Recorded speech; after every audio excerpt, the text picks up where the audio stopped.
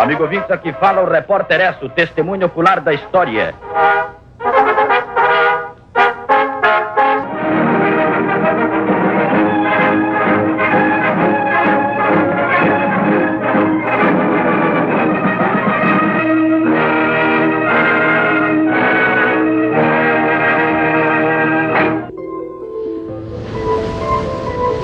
E assim seguimos nosso caminho por este mar longo, até que terça-feira das 8º de Páscoa, que foram 21 dias de abril, tocamos a buzinar de terra.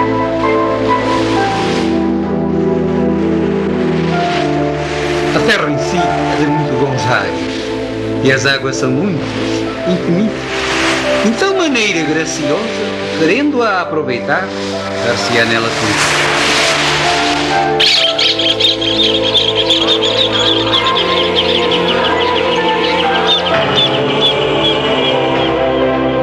Se 10 vidas eu tivesse, 10 vidas eu daria. Não traias o teu rei, nem por pensamento, que as aves do céu levarão a ele a tua voz. Ouro Preto, a antiga capital de Minas Gerais, cidade monumento. Pelo meu sangue, pela minha honra e pelo meu Deus, juro promover a independência do Brasil. Independência! Ou morte! Independência! Ou morte! República do Brasil, pelo Marechal Deodoro da Fonseca. E o sangue que verteste, e a lágrima que derramaste. Trabalhadores do Brasil!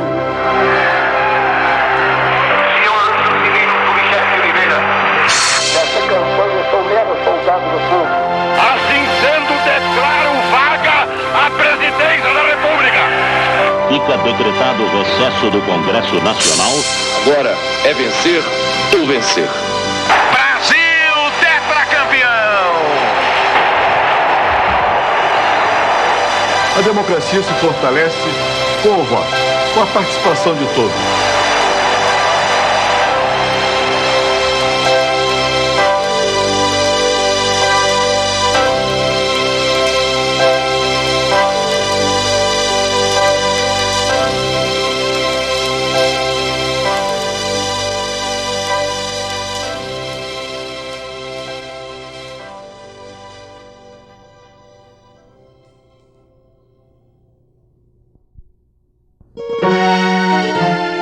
Como vimos no volume anterior, com a morte de Dom Sebastião I em 1580 e o fim da dinastia de Aves, tornou-se rei de Portugal Felipe II, rei da Espanha.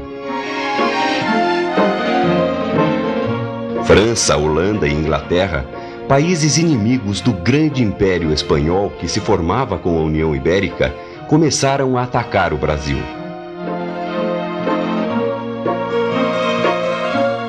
Persistentes, os franceses, depois de expulsos do Rio de Janeiro em 1567, invadiram o Nordeste e ocuparam as terras das capitanias abandonadas.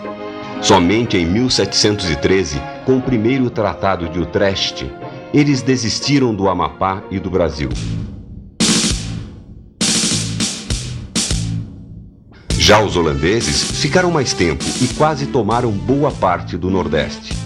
Durante as invasões de 1624 a 1654, ocuparam 7 capitanias e mais de 1000 quilômetros da costa.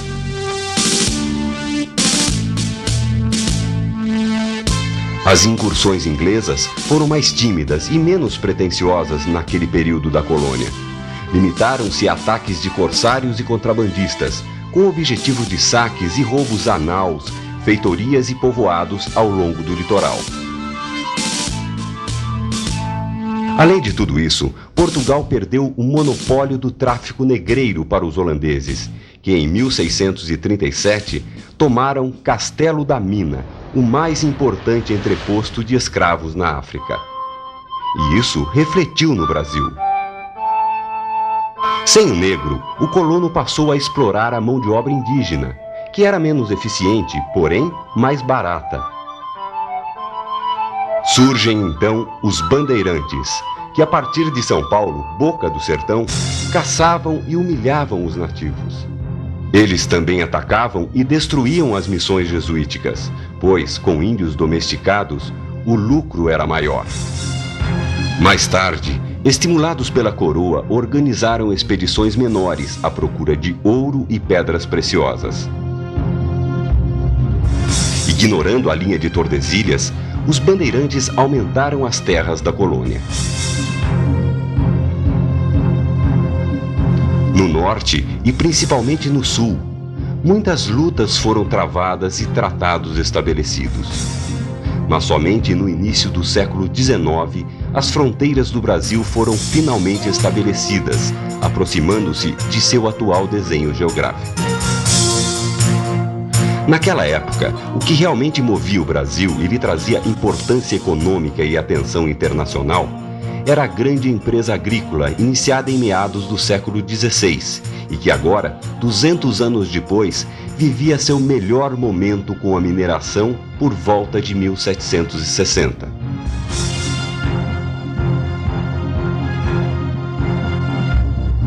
Apesar de esquecida nos seus primeiros 50 anos, a colônia daquela época oferecia apenas o pau-brasil e as especiarias da floresta.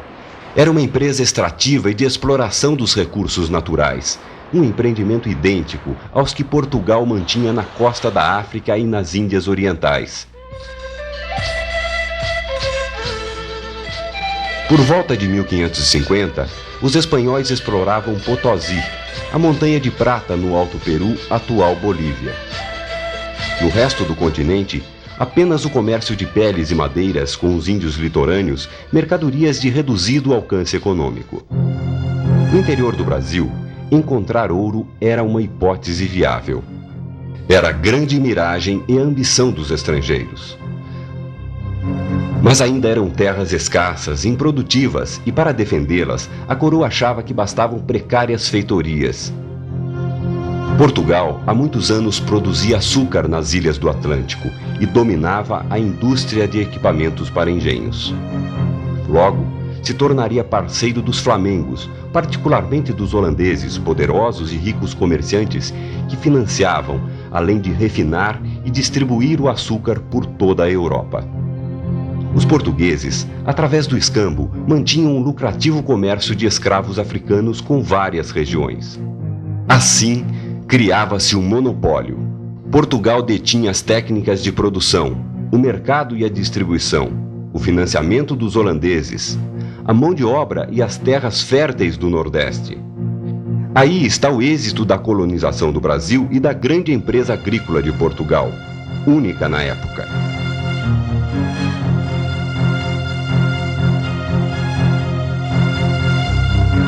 Mais tarde, em meados do século XVII, os holandeses expulsos do Nordeste levaram a produção do açúcar para as Antilhas, na região do Caribe. Enquanto isso, com o fim da União Ibérica, Portugal recuperava sua independência da Espanha, mas saía quebrado financeiramente. Havia perdido parte do comércio oriental e logo perderia o monopólio do açúcar. Para sobreviver como metrópole colonial, fez acordos com a Inglaterra e alienou sua soberania. Portugal fazia concessões econômicas e a Inglaterra pagava com promessas ou garantias. Por volta de 1690, finalmente é encontrado ouro no Brasil. Mas nem tudo que era arrecadado ia para os cofres da coroa. Em 1703, Portugal negocia os Acordos de John Netton com os ingleses. Um político, outro comercial. O acordo era chamado de Tratado dos Panos e Vinhos, pois por esse acordo, Portugal ficava proibido de ter indústrias e se limitava a exportar vinhos. Mas era obrigado a importar tecidos e manufaturados ingleses. Por este acordo, Portugal ficou em nítida desvantagem financeira.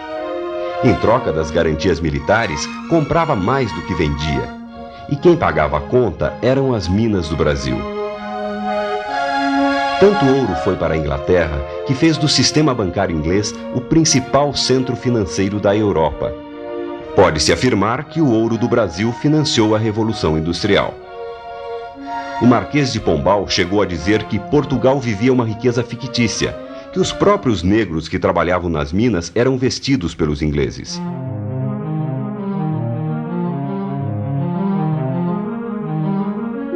A carta de Pero Vaz de Caminha revelava que um índio olhou para o colar de ouro no peito de Cabral e apontou para as montanhas. Era a certeza de que havia ouro no Brasil, mas este ouro levaria 2 séculos para ser descoberto. Borba Gato e as expedições que percorriam a Serra da Mantiqueira teriam sido os primeiros a encontrar o valioso minério. Mas o paulista de Taubaté, Antônio Ruiz Arzão, que em 1693 chegou ao Espírito Santo com 10 gramas, foi o pioneiro, afirmam alguns historiadores. 3 anos mais tarde, milhares deixaram Taubaté rumo a São João del Rei, Ouro Preto, Mariana, Sabará e Caeté. Outros viriam até de Portugal, provocando a primeira explosão urbana da colônia. Das cidades, vilas e sertões chegavam brancos, pardos e negros. Até os índios sonhavam com a liberdade econômica. Homens e mulheres, moços e velhos, pobres, ricos, inclusive padres, todos pecavam pela ambição. De 1700 a 1720, calcula-se que mais de 150 mil pessoas buscaram as minas. Cerca de 100 mil eram escravos, divididos entre índios e negros. Ainda por volta de 1700, sobrava ouro, mas faltavam alimentos. Em Caeté, uma galinha custava 14 gramas de ouro. Comia-se de cobra a formigas.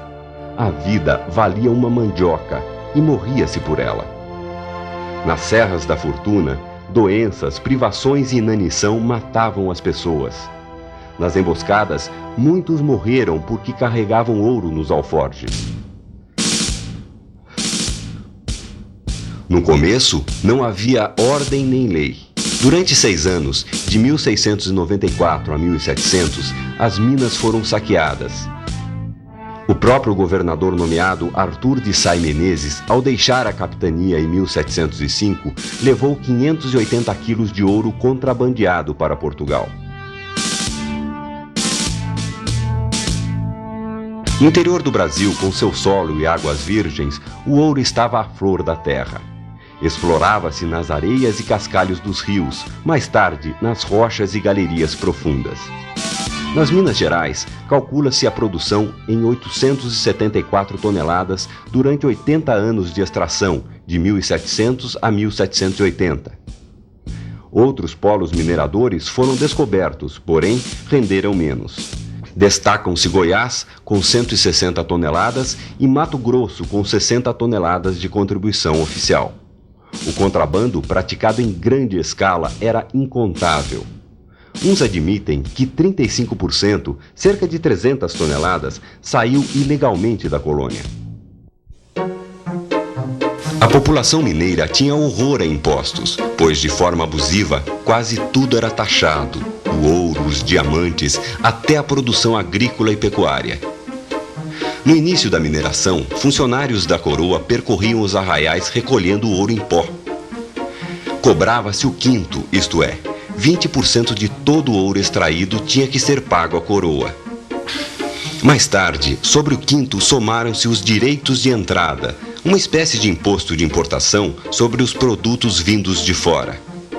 E os direitos de passagem, pedágio cobrado na travessia dos rios que davam acesso às minas. Havia também os dízimos para a igreja e os subsídios para ajudar a reconstrução de Lisboa logo após o terremoto de 1755, uma imposição do Marquês de Pombal.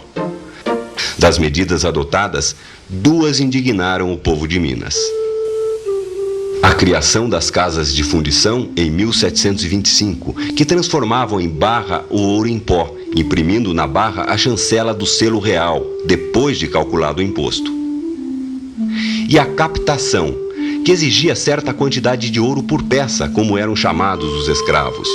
Essas medidas trouxeram restrições ao contrabando, o que revoltou os mineradores, principalmente os mais poderosos.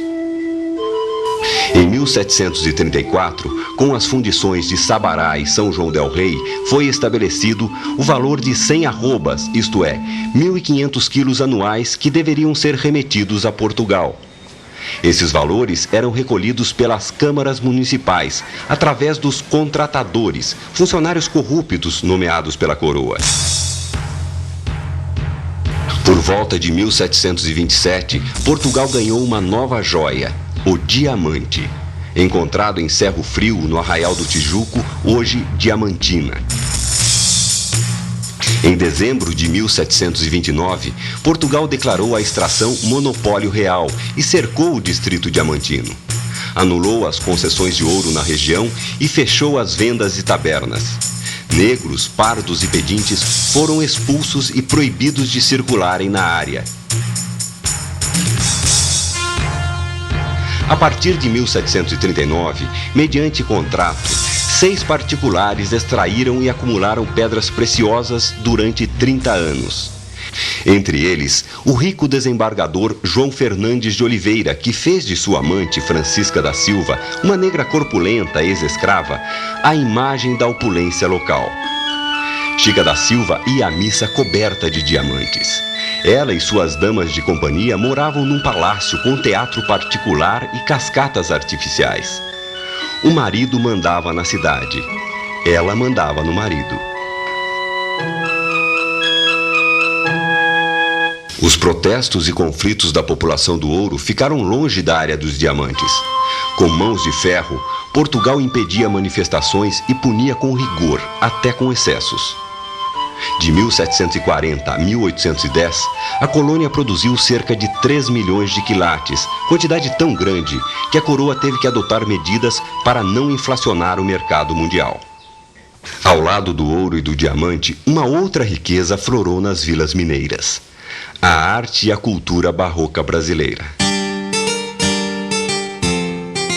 Isolado nas serras e distante da influência dos jesuítas e da cultura europeia, o artista mineiro criou e adaptou seu próprio estilo, um jeito brasileiro de ver e sentir a colônia. Na literatura, o poeta mineiro superou as normas do arcadismo, moda literária da época na Europa. Destacaram-se os inconfidentes Cláudio Manuel da Costa, Tomás Antônio Gonzaga e Alvarenga Peixoto, que contribuíram com a crítica política e social.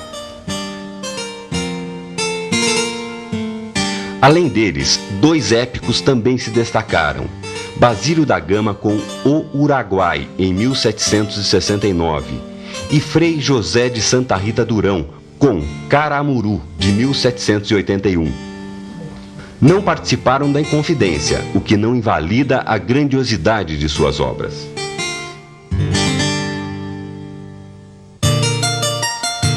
Ouvia-se boa música nas igrejas, enquanto se admirava pintura e talhas douradas. A arquitetura ampliou a concepção de espaço das igrejas, antes muito acanhado. Promoveu elipses, criando espaços curvos típicos do barroco, além de torres com abóbadas de pedra e portadas, um conceito mineiro da igreja romana. Manuel da Costa Taide utilizou cores vivas, tropicais. É a maior expressão da pintura barroca mineira. Sua obra-prima está no teto da nave da igreja de São Francisco de Assis, em Ouro Preto. Anjinhos mulatos substituem os querubins europeus, loiros, rosados. A Nossa Senhora, também mulata, tem os traços de sua mulher. Sem dúvida, uma irreverência artística e uma joia do barroco mineiro. Talha e escultura são representadas por Antônio Francisco Lisboa, o Aleijadinho, nascido em Vila Rica em 1730. Filho de um mestre de obras e de uma escrava, é considerado o maior artista brasileiro do período colonial. Para muitos, a síntese de sua obra são os 12 profetas elaborados em pedra-sabão.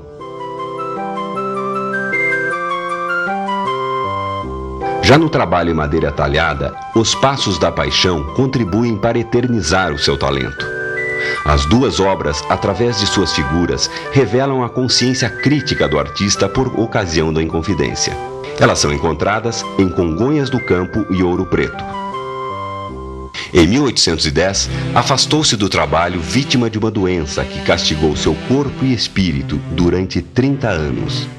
Morreu em 1814, com 84 anos de idade. Considerado um gênio, a grandeza de sua obra lhe faz justiça.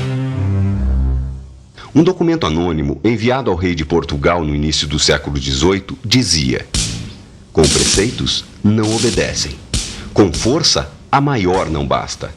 Com indústrias, não se descobrem eficazes porque a qualquer supera a sua malícia. Com estas palavras, este documento informava ao rei que era impossível controlar a população rebelde, que não aguentava mais os impostos. É natural que Brasil e Portugal, empobrecidos com a perda da empresa açucareira, única a sustentá-los, disputassem fisicamente as regiões auríferas.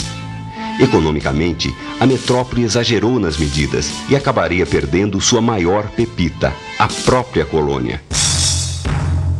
Rio de Janeiro, São Paulo e Minas Gerais estavam unidos numa só capitania até 1709. Nesse mesmo ano, os paulistas enfrentaram os emboabas, isto é, os estrangeiros na língua tupi. Os paulistas brigaram com baianos, pernambucanos, portugueses e os escravos deles, índios e negros. Os paulistas, descobridores dos caminhos e das minas, queriam exclusividade na exploração. Brigavam por motivos fúteis, até que um paulista matou um português. Liderados pelo aventureiro Manuel Nunes Viana, os emboabas reagiram, incendiaram Sabará e expulsaram quase todos os paulistas. Derrotados, os paulistas perderam o controle das minas e apanharam de suas mulheres. Mas no ano seguinte, em 1710, São Paulo ganhou autonomia como capitania independente. Uma segunda rebelião marcaria o período da mineração. Vila Rica, 1720. Na noite de 27 de junho, 7 homens e seus escravos armados saíram às ruas contestando e incentivando a população a rebelar-se contra a criação das casas de fundição e os desmandos do governo local. Naquela mesma noite, invadiram a casa do ouvidor Martinho Vieira, que fugiu pelos fundos. 3 dias depois, o português Filipe dos Santos, simples tropeiro, liderando cerca de 2.000 homens, marchou contra a sede do governo em Mariana. O governador, Conde de Assumar, recebeu os rebeldes e concordou naquele momento com os termos dos revolucionários. Dias depois, em 14 de julho, com um exército de 1.500 homens, Assumar prendeu os revoltosos e suas casas foram incendiadas. Filipe dos Santos foi condenado e cruelmente executado. Os outros, ricos mineradores, foram enviados a Lisboa. Alguns consideram essa revolta de Vila Rica uma antecipação dos movimentos da Inconfidência Mineira de 1789, 60 anos mais tarde. Com a morte de Filipe dos Santos, Minas Gerais tornou-se capitania independente, com sede em Vila Rica. Com um governador em Vila Rica, seria mais fácil submeter a população, imaginava Portugal. Estava cometendo mais um engano político. Ao longo do período colonial, tensões acumuladas explodiram em forma de rebelião em vários pontos do Brasil.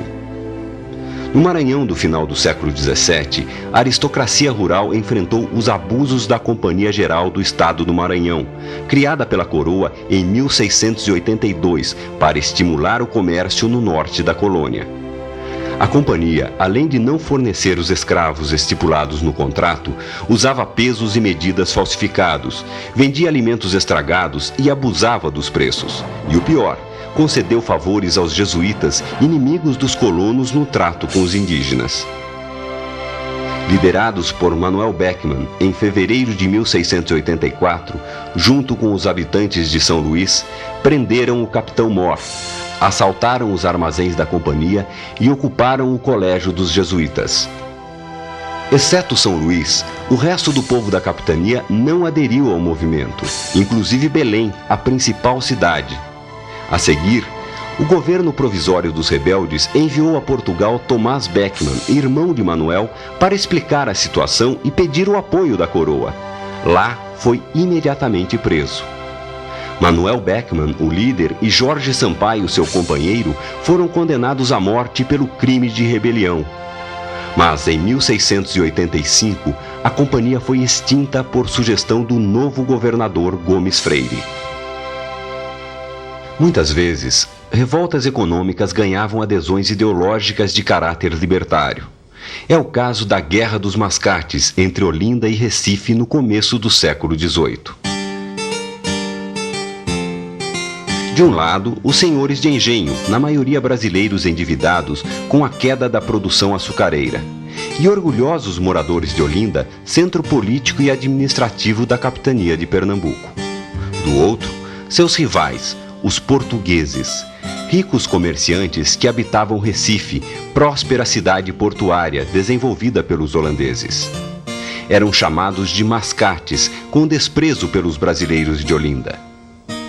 Os barões do açúcar deviam aos mascates, até suas terras estavam hipotecadas aos portugueses.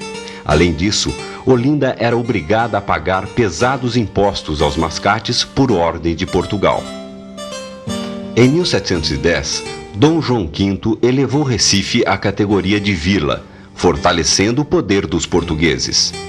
Logo surgiram questões de limites entre as duas cidades. O governador Castro Caldas, simpático aos mascates, sofreu um atentado à bala.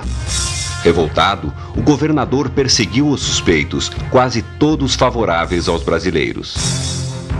Em novembro de 1710, os senhores de engenho marcharam sobre Recife. Sem o capitão Mor, que havia fugido, os olindenses tomaram a cidade e destruíram o Pelourinho, símbolo de autoridade naquela época. Eles propuseram separar a capitania de Pernambuco, além de instaurar o regime republicano, o que era uma novidade na colônia. Mas entregaram o poder da cidade de Recife ao bispo de Olinda, Dom Manuel Álvares da Costa.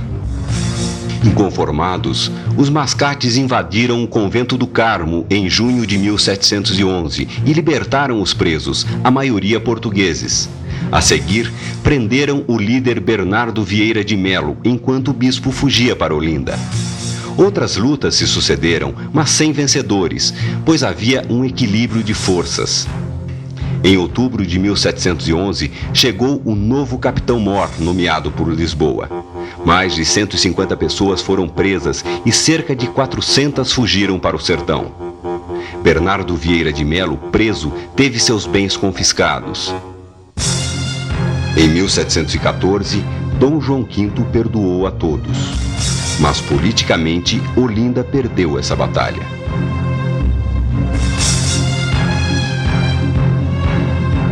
Em meados do século XVIII, Portugal continuava expoliando sua colônia.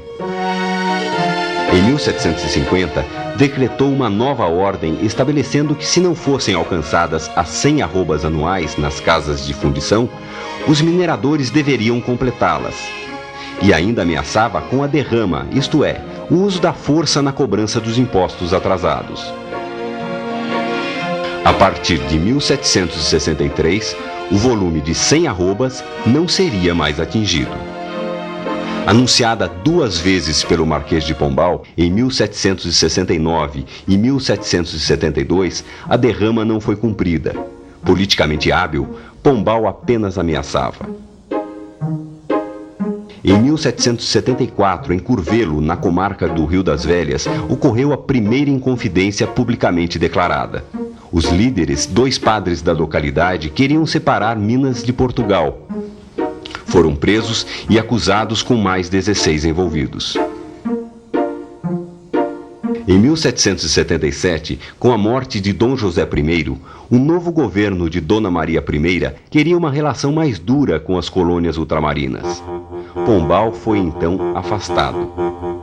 Em 1785, uma nova medida desagradou ainda mais a população. Proibia-se o funcionamento de manufaturas na capitania de Minas Gerais. Apenas a fabricação de panos grosseiros para uso dos escravos era permitido. O objetivo era evitar a dispersão e concentrar os braços nas minas. No governo de Luiz da Cunha Menezes, as denúncias de corrupção, abusos administrativos e violência das tropas fez aumentar ainda mais a indignação dos mineiros. Uma herança desse período são as cartas chilenas criticando e satirizando o governador. De autoria desconhecida, elas são atribuídas a Tomás Antônio Gonzaga.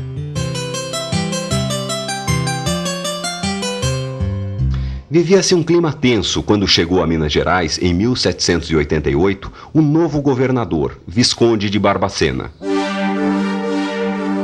Veio disposto a aplicar a derrama se os impostos atrasados não fossem recolhidos.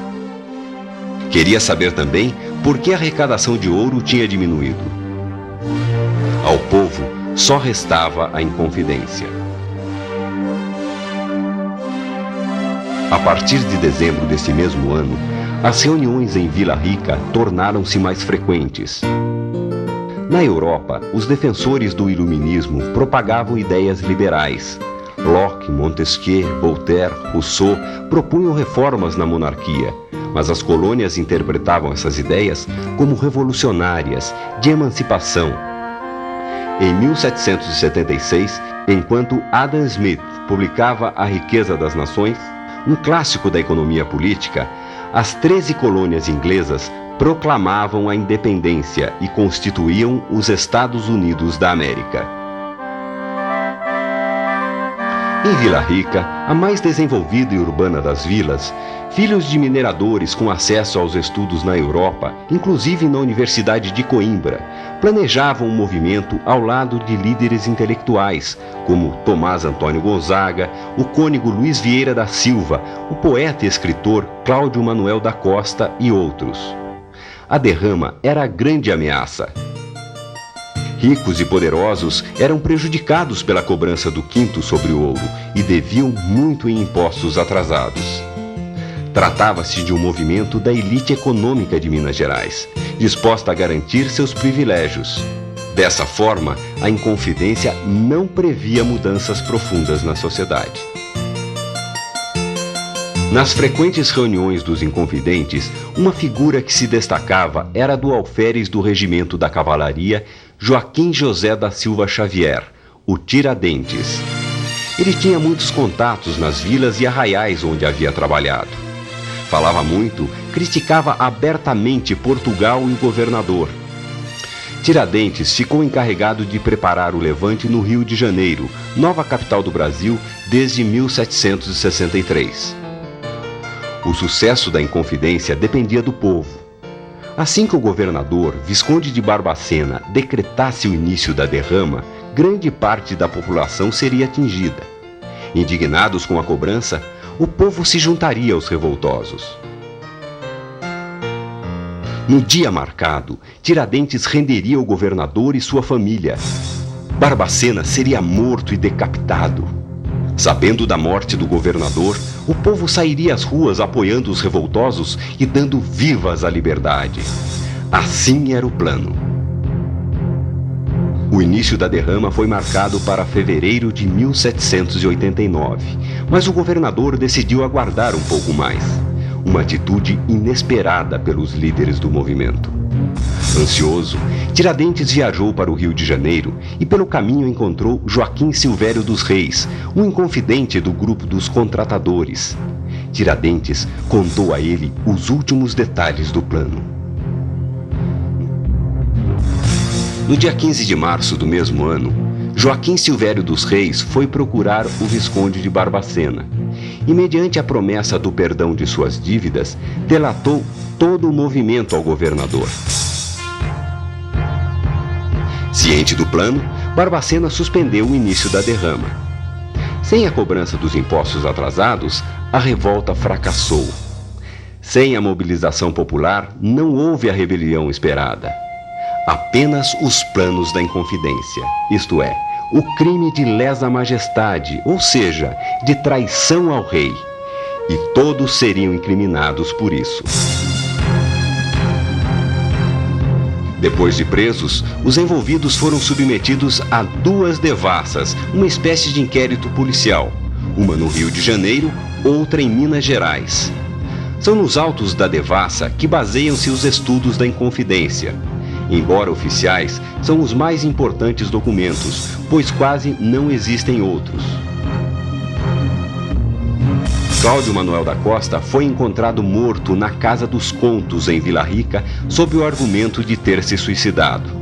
Tiradentes foi preso no Rio de Janeiro, no dia 10 de maio de 1789, mas somente 3 anos depois foi julgado. Durante este período, Muitos interrogatórios aconteceram e, sob a pressão das autoridades, os inconfidentes começaram a indicar Tiradentes como único responsável pela conspiração. O próprio Tiradentes passou a assumir toda a responsabilidade, mas alegando motivos pessoais para a revolta, procurando assim diminuir a importância da Inconfidência e retirar a culpa dos demais participantes. Foi então criada uma comissão de alçada e os presos foram transferidos para o Rio de Janeiro. Mas a comissão já sabia quais as sentenças que seriam impostas. Apesar de inicialmente 11 participantes terem sido condenados à morte e outros ao degredo perpétuo, quase todos foram perdoados pela rainha com penas mais leves. Mas a condenação de Tiradentes foi mantida, talvez por ele não ser rico e influente como os demais participantes. E além disso, a coroa precisava de alguém para dar um exemplo. Assim, em 21 de abril de 1792, Tiradentes foi enforcado no Largo da Lampadosa, no Rio. Conta a história que, perguntado no momento da execução se havia se arrependido do movimento da Inconfidência, Tiradentes apenas respondeu: "Se 10 vidas eu tivesse, 10 vidas eu daria." Seus antigos companheiros, conforme estabelecia a sentença, foram banidos da colônia, uns para Angola, outros para Moçambique, na África. Se Tiradentes foi um herói, ou simplesmente arcou com o papel de bode expiatório da Inconfidência Mineira, talvez nunca se saiba. Mas o certo é que Joaquim José da Silva Xavier teve uma participação ativa naquele movimento e, no final, foi o único a manter os compromissos assumidos. Compromissos com a liberdade e a independência. Desejos estes que a coroa imaginava estar sepultando ao condenar Tiradentes à forca. Mas a ideia da independência continuava viva e a semente da liberdade havia sido plantada no coração dos brasileiros. De agora em diante, o relacionamento de Portugal com sua colônia nunca mais seria o mesmo. E restariam apenas 30 anos para o Brasil se ver livre de Portugal.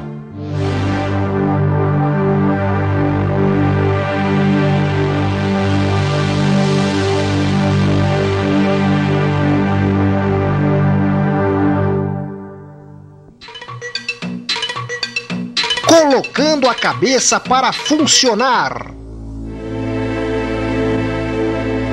Eles diziam tramar um movimento para mudar o Brasil, mas na verdade não queriam modificações muito profundas. Afora terminar com o domínio de Portugal sobre a colônia, poucas coisas seriam mudadas na sociedade brasileira. Até a escravidão seria mantida.